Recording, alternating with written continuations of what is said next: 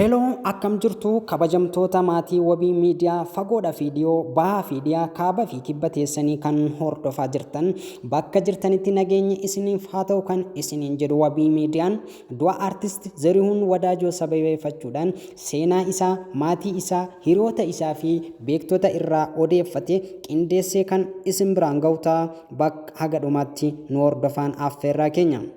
Egaa akkuma beekamu aartiin bakka waraanni barbaachisutti meeshaa waraanaa dorgomaa hin qabnee fi fageenyi isa hin daangessine akkasumas immoo bakka nageenyi waaraan jirutti meeshaa bashannanaa akka ta'e hundi keenya yoo ni beekna.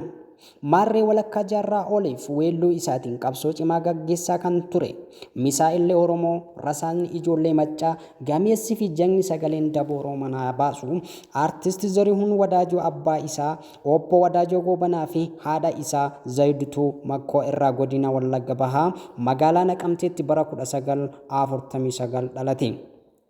Aartist Zarihuun Wadaajoo jireenya ijoollummaa isaa magaalota akka Naqamtee Haroo, Shawaa, Mandii fi Gimbitti kan dabarse yoo ta'u, qabsoo fi mirga saba isaaf falmuu kan eegales yeroo Mandiitti barnoota elementarii baratu akka ta'e hiriyoonni isaanii dubbatu.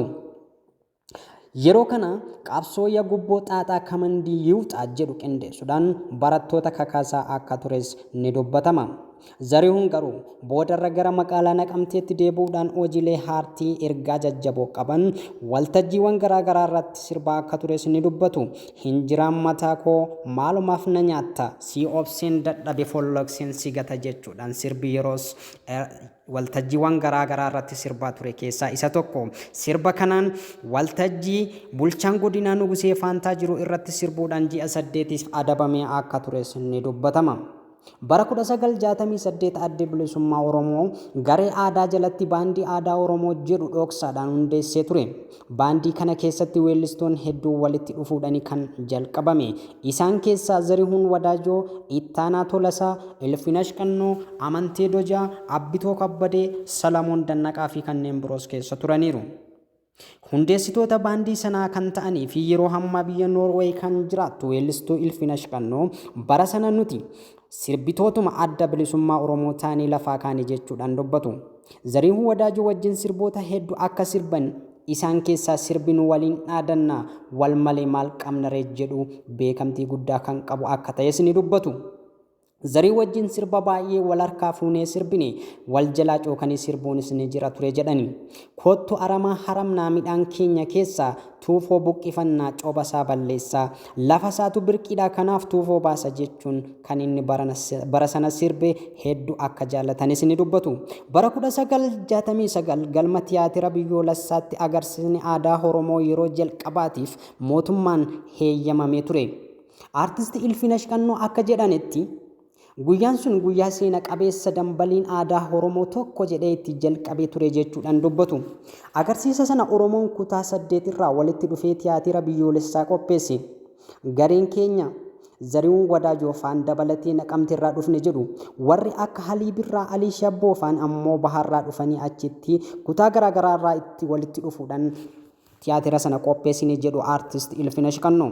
Bara 1969 Finfinneetti yeroo sana lafatu socho'e jechuun dubbatu. Guyyaa sana baay'ina konkolaataa mul'atee hin beeknetu mul'ate. Nama Oromoodha jettee hiyyaan hedduutu Oromoo ta'es mul'ate. Namni of dhokseetuma jiraataa jechuudhaan raajeffadhe jedhu. Lafatu garagalee hoon jedhe naaf salphata jedhu.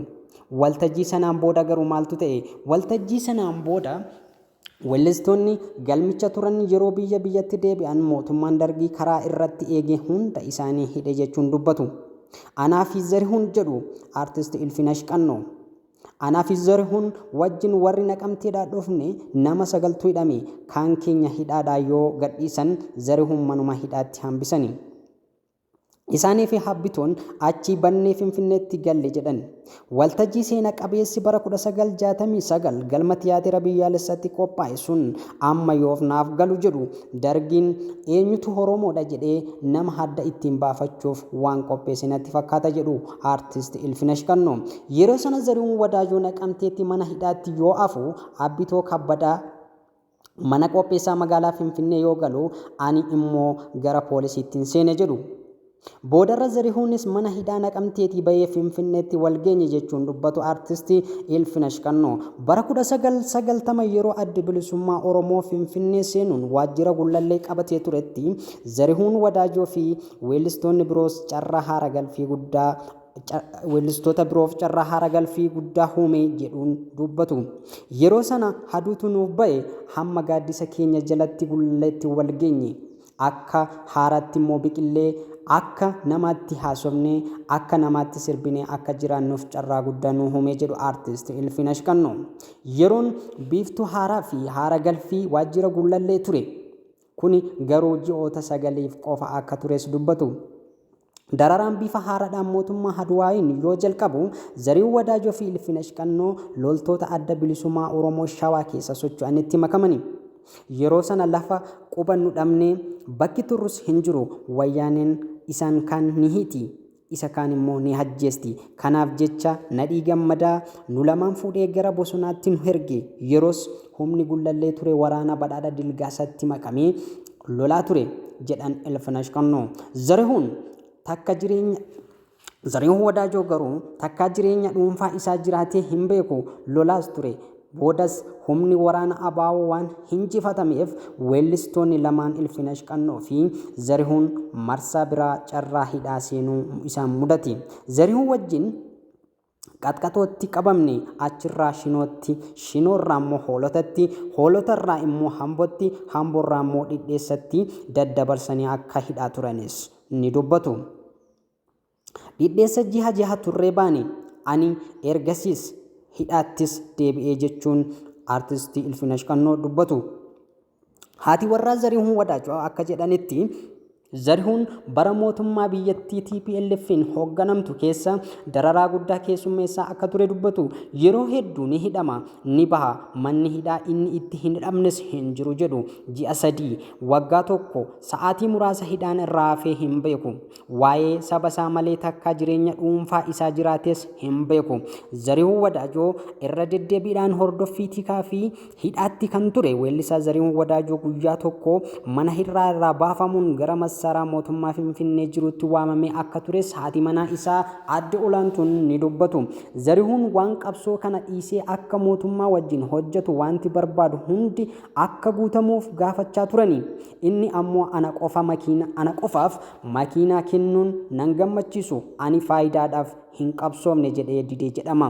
Boodarraa muummichi ministeeraa duraanii obbo Mallas masaraa mootummaatti waamsisanii ati gaafa nuti bosona turres hinuma qabsoofta ammas inuma qabsoofta waan hundi sii kennamee maaf waan jedhamte hin fudhanne jedhanii gaafatan jedhama. Ani ijoollummaa kiyyarraa qabee kan hin qabsaa'e uummata kiyyaaf malee faayidaa dhuunfatiif miti kanaaf hin barbaadu jedhama.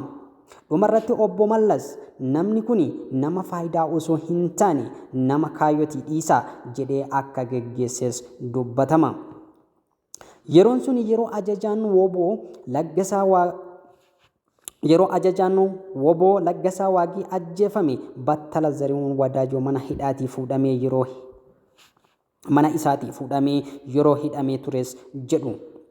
Hojiilee isaa fi waan hamma ammaatti jiru weellisaan Zarihuun Wadaajoo walakkaa jaarraa oliif hojii aartiitiin qabsaa'e keessaa sirboota waltajjiilee irratti sirbeen alatti sirboota 95 sirbuun uummata biraan akka ga'es ni beekama. Zarihuun nama kaayyoo fi waan itti amane irratti duubatti hin deebinedha jechuudhaan hiriyaan isaa fi akkasumas immoo haati manaa isaa ni dubbatu. Zarihuun nama oromummaa isaatiif miidhamee aarsaa kanfaleedha. Nama hacuucameedha. Silaanus akka nama eessa geenya turre sirba qabsootiin saba isaa dammaqsaa jiraate anaafis sirboota kennee ture jedhuudhaan Ilfinash Qannoo ni dubbatu. Weellisaa Zarihuun Wadaajoo reebicha yeroo adda addaatti mana hidhaatti irra gahaa turerraa kan ka'e fayyaan isaa miidhamee yeroo dheeraadhaaf hospitaala biyya keessaa fi alaatti illee yaalamaa ture. Aartist Zarihuun Wadaajoo biyya Indiitti yaalamaa osoo jiruu lubbuun isaa boqatee reenfi isaa kabajan gara mana isaa burraayyuutti erga deebifamee eebila 18 bara 2015 bataskaana kaatedraalii Qiddist Sillaaseetti awwaalame. Weellisaa qabsaan Zarihuu Wadaajoo du'aan addunyaa kana irraa boqachuu isaatiif gadda guddaan uummata Oromootti dhagahame. Maal godhu egaa qabsaa'aan ni du'a. Qabsaan irraa du'e immoo dhalootaan itti fufa. Yoo nuti tokkoomne immoo bilisummaan ni dhufa. Waan nu dhaggeeffattaniif galatoomaa.